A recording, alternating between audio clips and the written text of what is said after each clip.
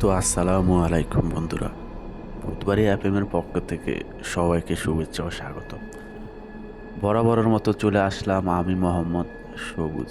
তো আপনারা জেনে থাকবেন আমি কথা না বাড়িয়ে সরাসরি গল্পেতে চলে যেতে পছন্দ করি। তো ঘটনাটি শোনা আমার এক ভাইয়ের কাছ থেকে।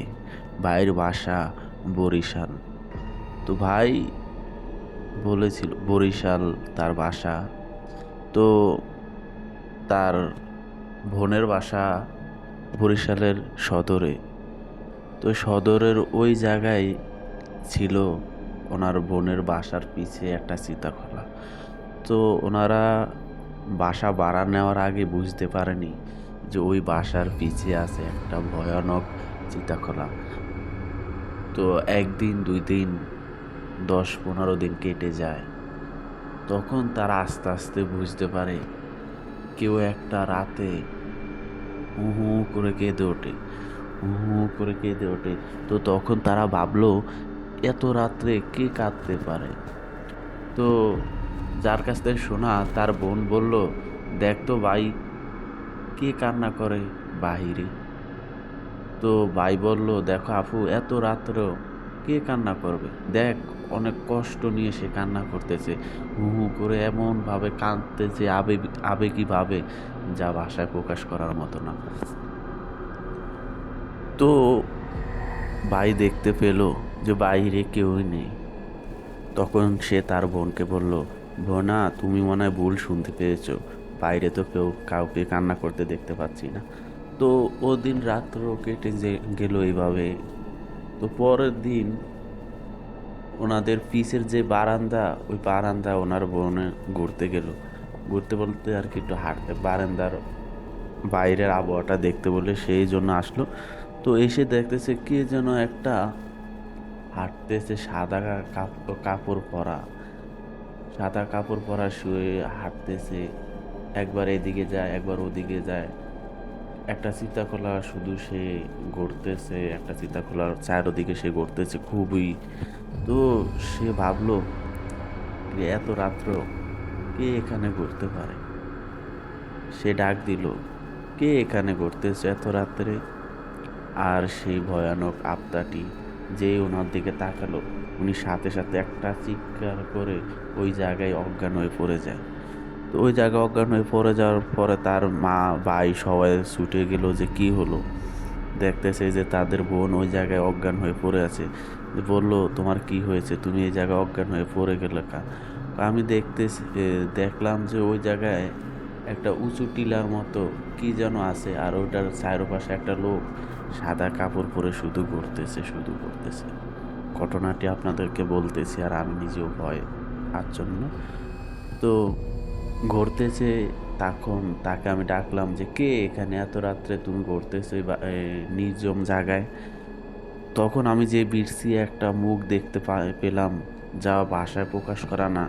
ওই মুখটা থেতলানো ছিল খুব ভয়ানকভাবে, চোখ ছিল কপালে, আর এক সাইড পুরো থেতলিয়ে যেন কে শেষ করে দিয়েছে। একটা সাইড ছিল না তার, মনে হচ্ছে যে কোনো গাড়ির নিচে পড়ে ওই সাইডটা পুরা থেতলে গেছে। তো তখন ভাই বলল, যা, তুই ভুল দেখছিস, এখানে এত রাত্রে কে আসবে। ভাই তখন বুঝতে পারলো যে খারাপ কিছু মনে হয় আমার বোনের সাথে ঘটেছে। তো বোনকে সাহস দেওয়ার জন্য ভাই তখন বলল, যা, কিছু না, এমনি তুই ভুল দেখেছিস, কই আমরা তো কিছুই দেখিনি, চল এখন বাসায়। তো ওই দিনও এভাবে কেটে গেল। তারা ওই দিন সবাই ঘুমিয়ে গেল। তো ভাই পরের দিন ওই চিতাখলার যে গেট, ওই গেটের ওই জায়গায় একটা দোকান আছে। তো ওই দোকানটাতে যে দোকানদার, ওনাকে জিজ্ঞাসা করলো যে, আঙ্কেল, আপনি এই জায়গায় আজকে কত বছর ধরে দোকানদারি করেন। তো আঙ্কেল বলল, আমি তো আজকে প্রায় 20 বছর যাবৎ এই জায়গায় দোকানদারি করে। তো আপনাকে একটা কথা বললে কিছু মনে করবেন না তো। বলতেছে, বলো বাবা, কি বলবা তুমি। যেমন এমন আমার বোন একদিন রাত্রে কান্না করতে শুনতে পেয়েছিল। তো আমাকে বলল, তো দেখ ভাই, কে কান্না করতেছে। আমি দেখলাম যে কেউই না। আরেকদিন রাত্র দেখলো যে ওই আমাদের বাসার পিছে কিছু উঁচু উঁচু টিলা, মাটির টিলার মতো দেখা যায়, আবার পাকা করা। আসলে ওগুলো কি অনেকটা আমি বুঝতে পারিনি। তো ওই জায়গায় দেখলো যে আমার বোন কে যেন ঘুরতেছে, শুধু একটা ওই মাটির টিলা চারোদিকে ঘুরতেছে। যখন আমার বোন ডাক দিল, তখন সে বিশ্রী এক মুখ দেখতে পেল, যা দেখে আমার বোন ওই জায়গায় অজ্ঞান হয়ে পড়ে গেল। তো ওই আঙ্কেল বলল, দেখো বাবা, তোমরা যেগুলো মাটির ঠিলার মতো দেখতেছো, এটা এক সময়কার চিত্রকলা। এখন ওই চিত্রকলাগুলি ভেঙে, অনেক পুরনো প্রাচীন আমলের চিত্রকলাগুলো ভেঙে আজকে সব মাটির ঠিলা মতো হয়ে গেছে, উলি বাসা করে মাটির ঠিলার মতো দেখা যাচ্ছে। আসলে কিন্তু ওগুলো কোনো মাটির ঠিলা না, ওটা একটা চিত্রকলা। তো আঙ্কেল, আমার বোন যে ভয়ানক আত্মাটিকে কিংবা ভয়ানক যে ভূতকে দেখলো, এটা কি আসলেই বাস্তব? তো আঙ্কেল বলল, হ্যাঁ বাবা, কয়েক বছর 10 আগে আমাদের এই চিতাকলার সামনে ঘটে যায় একটি মর্মান্তিক ঘটনা।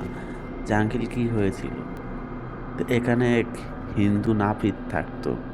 তার সেলুন ছিল, আমার সেলুনের দোকানের ওই পাশে ছিল তার সেলুন। তো সে একদিন হঠাৎ করে সেলুনের বাইরে হয়ে রাস্তার ওই পাশে যেতে ধরছিল, আর এই সময় একটি বড় দৃষ্টি ট্রাক এসে তাকে ওই জায়গায় পিষিয়ে দিয়ে যায়। উনি জায়গায় ডেট হয়ে যায়, ওনার মুখের এক সাইড পুরো থেতলে দিয়ে যায়, ওই জায়গায় সে মারা যায়। তো ওনাকেও এই চিতাখলায় দাফন করা পোড়ানো হয়েছে।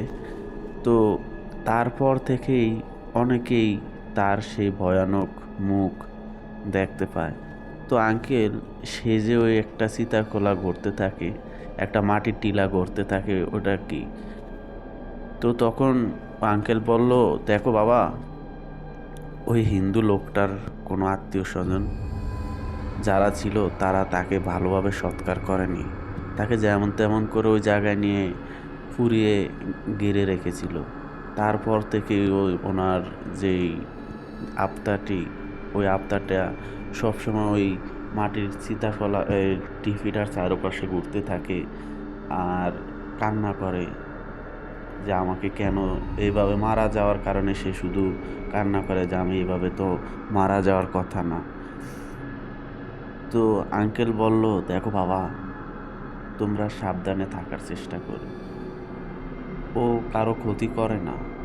ও অনেক রাত্র হয় কান্না করে, আবার ওই চিতাকলার চারপাশে ঘোরে, এভাবে অনেকে দেখে থাকে। তো আঙ্কেল, আর একটা কথা আপনার কাছ থেকে জানতে ইচ্ছে হচ্ছে, আপনি কিভাবে জানলেন যে সে এ এভাবে মারা যাওয়ার কারণে কান্না করতেছে? তো বাবা, তুমি যেহেতু প্রশ্ন করেই ফেলছো, তোমাকে না বললেই নয়।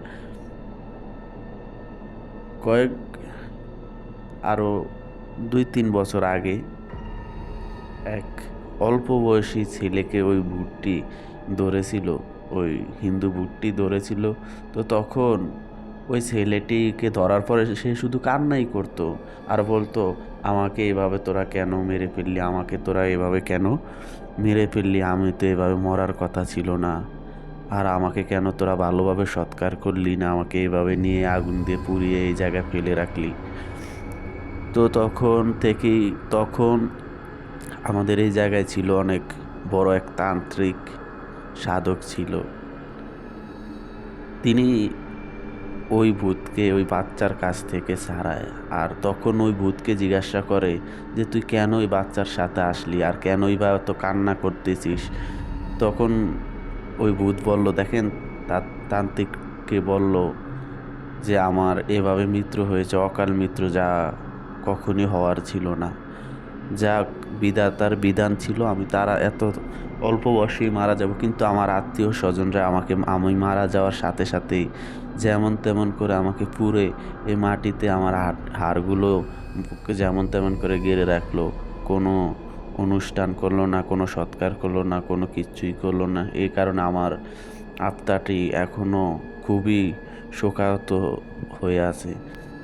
তান্ত্রিক বলল, ঠিক আছে, বুঝতে পারছি তোমার কষ্টটা, কিন্তু এই বাচ্চাটাকে তুমি কেন ধরলে?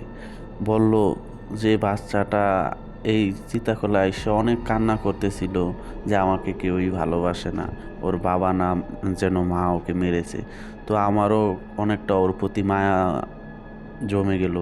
তখনই আমি ওর শরীরে আসলাম যে আমিও সবসময় কাঁদি, ও কাঁদে। তো তান্ত্রিক বলল ঠিক আছে, ওকে ছেড়ে দিয়ে চলে যা তুই, ওই ছোট মানুষ এখনো কিছু বোঝে না। তো ওই যেই নাপিতের যে বুটটি বলল ঠিক আছে তান্ত্রিক, আমি চলে যাচ্ছি। কিন্তু আমি কখনো, তান্ত্রিক বলল তুই কখনোই কারো ক্ষতি করবি না। তো ওই মুচির নাপিত বলল যে হ্যাঁ আমি কখনোই কারো ক্ষতি করব না, কিন্তু কখনো কেউ যেন এই চিতাকলা এসে না কান্না করে, তখনই কিন্তু আমি তার সাথে সঙ্গী হব। তো আঙ্কেল বলল দেখো বাবা, ওই ভূত কাউকেই ক্ষতি করে না, তোমরাও যথেষ্ট পরিমাণ সেফে থাকার চেষ্টা করবা, আর সে কখনই তো কারো ক্ষতি করবে না। তো গল্পটা এই পর্যন্তই ছিল। যদি আপনাদের ভালো লেগে থাকে, আর জানি না কতটুকু আপনাদেরকে বলতে পারছি, আমি কতটুকু আপনারা আমার কথা শুনে ভালো লাগছে। যদি ভালো লেগে থাকে লাইক, কমেন্ট, শেয়ার, সাবস্ক্রাইব করবেন। ধন্যবাদ। অন্য একটা ভিডিওতে আবারও দেখা হবে। আসসালামু আলাইকুম।